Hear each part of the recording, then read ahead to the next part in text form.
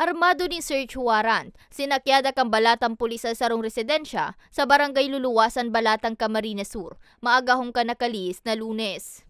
Sa operasyon, na-recover ang 14 heat seal transparent sachet, laugang pigtutubudan na shabu. Iba pang improvised na drug paraphernalia, asin sarong unit ng 12-gauge shotgun asin 4 pidasong bala. Binisto ni Police Staff Sergeant Pedrito Tubig, kang Balatan Municipal Police Station ang target, na si alias Kunos na residente kan nasambit na lugar.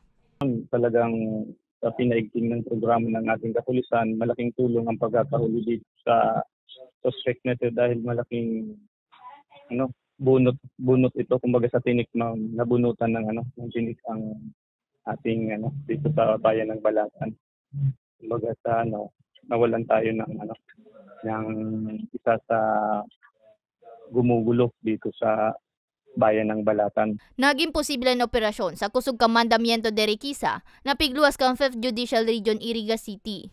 Sa impormasyon, haloy man napigbantayan kang kapulisan ang hiro kan suspitsyado. Napigrereklamo ka mga kabarangay ka inihuli sa pagkakaimbwelto sa iligal na droga. Ang mga tao dito sa bayan ng Balatan ay patuloy na tumutulong o naging dahilan para mahuli ang iba't ibang uri ng mga gumagawa ng mga kasamaan.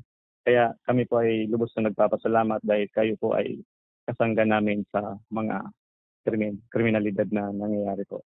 Sa presente, nasa kustudiya pa kang Balatan MPS ang suspitsyado na nahampang sa kasong pagbalgar sa Republic Act 9165 o Comprehensive Dangerous Drugs Act of 2002 as in Republic Act 10591 o Illegal Possession of Firearms.